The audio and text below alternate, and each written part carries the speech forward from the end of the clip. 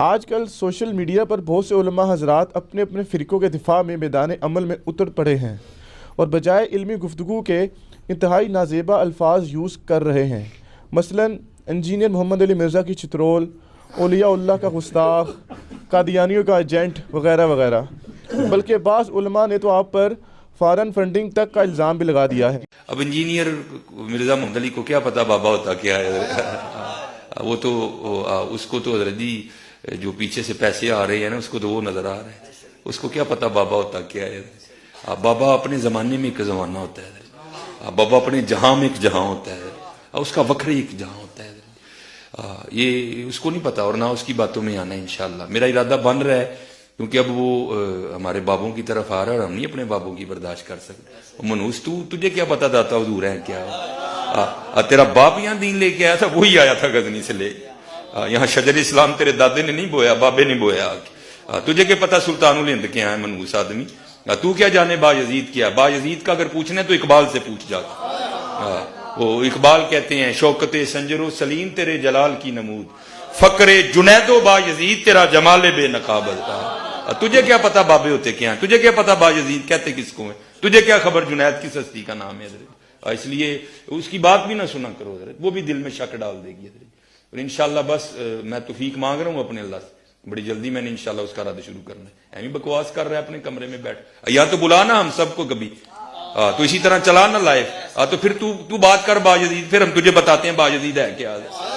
یہ کیا ہوا؟ تیرا کمرہ، تیرا کیمرہ، تیرے ہی لوگ، تیری کتابیں، تیری باتیں، کسی دن ہمیں بھی بلا نا، تو اسی طرح لائف چلا نا بھائی، تو پھر باتیں ہوتی ہیں۔ پھر تو بھی بتا با یزید اور میں بھی بتاؤں با یزید کیا ہے، پھر تو بھی بتا حضرت داتا صاحب کیا، پھر میں بھی تجھے بتاتا ہوں داتا صاحب کیا ہے۔ تیری اپنی دنیا، تیری اپنی باتیں، یہ کیا حضرت ہوا؟ اس لیے میرے دوستو آپ بھی تھوڑا آپ بھی دیکھو نا حضرت، وہ کیا بھائی، اگر وہ اتنا ہی حق پہ ہے تو کیوں ڈرتا ہے؟ ہم نہیں گنے لے کے جائیں گے اور ہمیں گن کی لوڑ ہی نہیں، ہم تو درود والے ہیں حضرت، ہم نہیں برود والے حضرت، ہمارا درود ہی ہمارا برود ہے حضرت، ہمیں نہیں لوڑ کوئی بھی حضرت جی۔ ہاں بلائے نا حضرت، اگر وہ اتنا ہی سچا ہے، اگر اس کو اتنی سیاستہ پہ عبور ہے تو اللہ کا شکر ہے۔ کیا امام احمد رضا خان نے سیاستہ نہیں پڑھی تھی؟ تو وکھری پڑھا ہے سیاستہ جا کے، انہوں نے بھی پڑھی تھی، اللہ کا شکر ہے ہمارے امام نے بھی۔ تو یہ جی تماش بھی نہیں ہے حضرت جی۔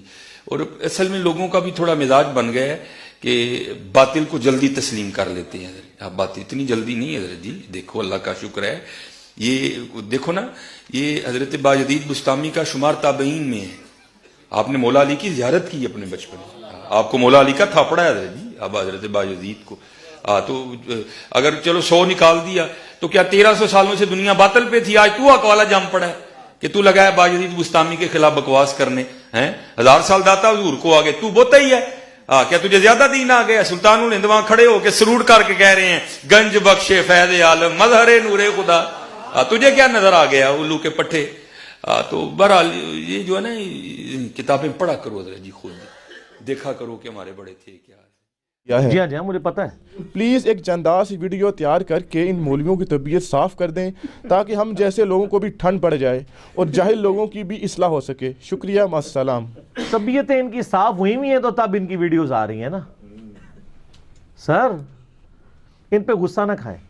اللہ نے ہمیں دائی بنا کے بھیجا ہے، نبی الاسلام کی پوری امت، کنتم خیر امت اخرجت للناس تأمرون بالمعروف وتنہون عن المنکر وتؤمنون باللہ۔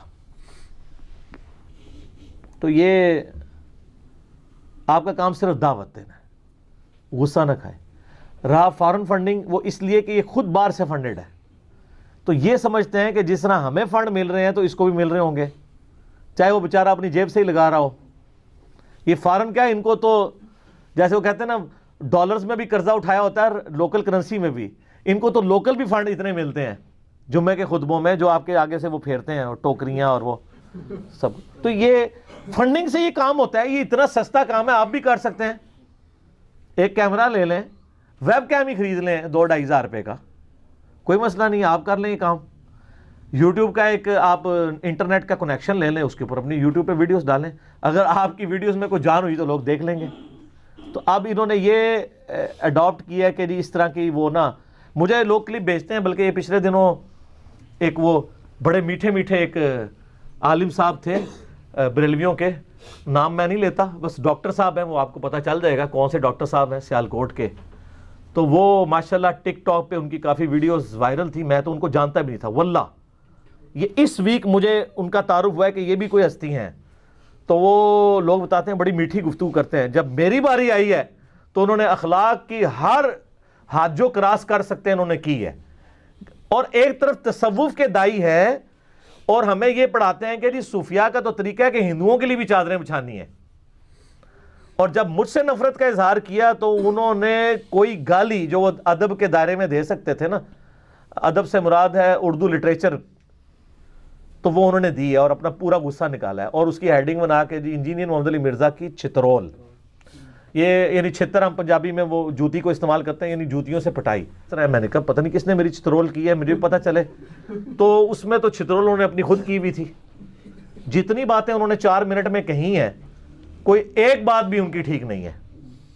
اپنی طرف سے باتیں میرے اوپر تھوپی انہوں نے, اور انہوں نے وہی جو بات لے کے آئے نا کہ جی وہ ہمارے بابوں کے خلاف بولے گا تو ہم پھر جواب دیں گے, بابوں کا ہم دفاع کریں گے, اسے بتائیں گے کہ ہمارے بابے کون ہیں. سر میرے سے زیادہ کسی کو نہیں پتا آپ کے بابے کون ہیں.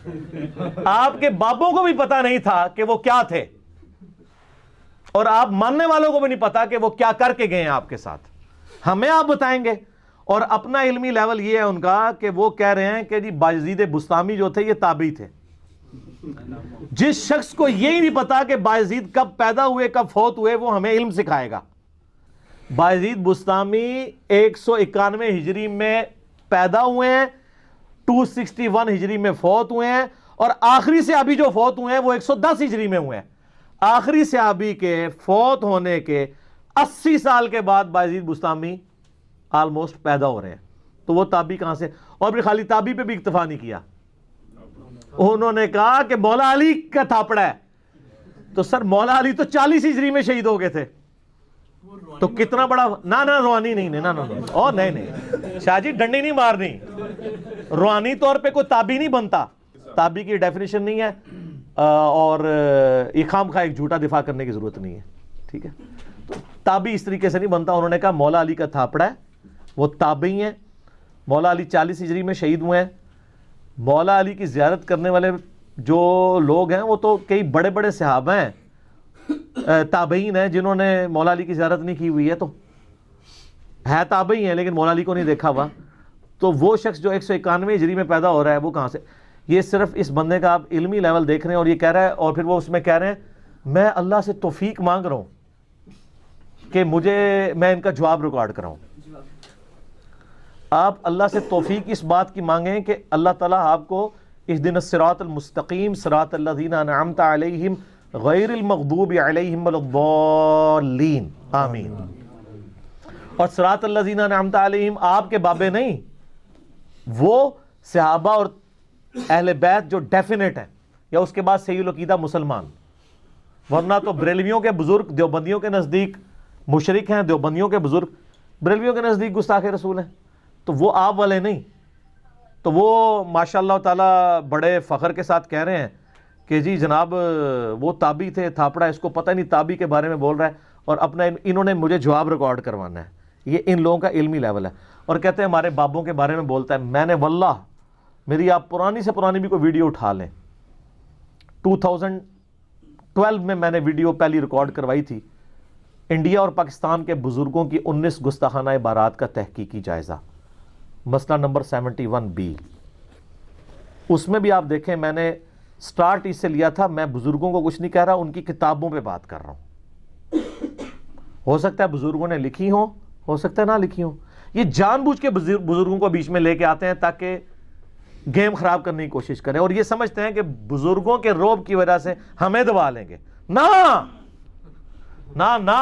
بھول جاؤ, تو آڈے کسی بزرگ دی سانو دوست نہیں ہے, کیونکہ نبی علیہ السلام کے مقابلے پہ تو بڑے سے بڑا صحابی بھی آ جائے تو قرآن کا فتویٰ سن لیں. سورۃ البقرہ میں ہے لا تقولوا راعنا وقولوا انظرنا. یہودی بگاڑتے تھے اس چیز کو, راعینا اے ہمارے چرواہے. صحابہ اکرام کہتے تھے نا راعینا یا رسول اللہ ہماری رعایت کریں, میں بات سمجھ نہیں آ رہی. تو اللہ نے فرمایا یہ لفظ ہی چھوڑ دو تم, جس کو یہودی بگاڑتے ہیں. کسی سے صحابی نے کہا کہ یا اللہ ہم نے تو نہیں بگاڑا, لیکن اللہ نے اپنے محبوب صلی اللہ علیہ وآلہ وسلم کی عصمت کی حفاظت کرنی ہے, فرمایا وہ لفظ ہی چھوڑ دو جس کو بگاڑا جاتا ہے, تم کہا کرو انظرنا, یا رسول اللہ ہمارا انتظار کریں, نظر کرم فرمائیں, ہماری بات سنیں, اپنی بات کو ریپیٹ کر دیں. اور اس سے بھی بڑھ کے سورۃ الحجرات کی جو آیات ہیں, یا ایھا الذین آمنوا لا ترفعوا اصواتکم فوق صوت النبی, اے ایمان والو نبی علیہ السلام کی آواز سے اپنی آواز کو بلند نہ کرنا, اور ان کے ساتھ ویسے گفتگو نہ کرنا جس طرح آپس میں ایک دوسرے کے ساتھ کرتے ہو, کہیں ایسا نہ ہو کہ تمہارے اعمال اکارت ہو جائیں اور تمہیں خبر تک نہ ہو. اور یہ آیت پتہ ہے کس کے بارے میں نازل ہوئی ہے؟ بابے تے شاہی کوئی نہیں, یہ آیت نازل ہوئی ہے ابو بکر و عمر کے بارے میں رضی اللہ عنہما وعلیہم السلام. صحیح بخاری میں اس کا شان نزول موجود ہے.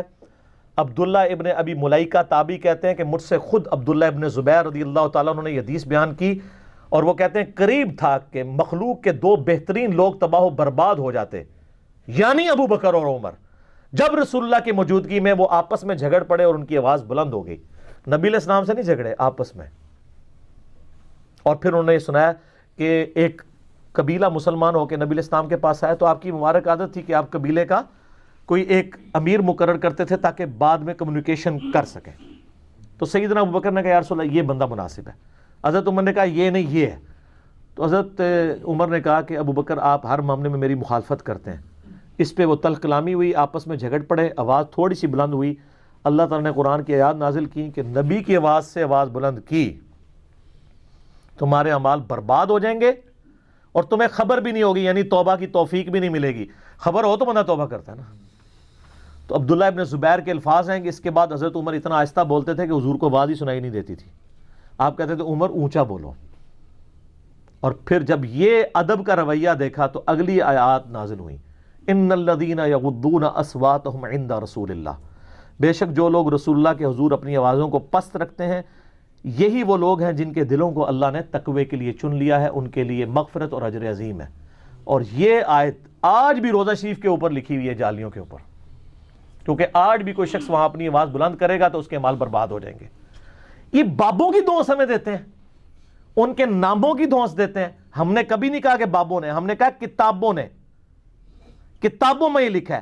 آپ کا دعویٰ ہے یہ کتابیں انہی کی ہیں, تو سر بھگتو, پھر دو اپنی پبلک کو جواب. مجھے کہتے ہیں جی بلا نا جی, تو تیرا کیمرہ تیرے لوگ, سر میرے نہیں, یہ سارے تو ہٹے سن جے میرے کو لاگے نے نا, میرے کتوں, یہ سارے تو ہٹے سن, تیرا کیمرہ تیرے لوگ تیرا کمرہ. سر آپ اپنی پبلک کو بتائیں, مجھے کیوں کہتے ہیں؟ اپنی پبلک کو سیٹسفائی کریں. ہم تو صرف آپ کی پبلک کو ہی بتا رہے ہیں کہ آپ کی کتابیں, آپ کے بزرگ, آپ کے پرنٹنگ پریس یہ کچھ لکھ کے گئے ہیں, آپ اپنی پبلک کو بتائیں.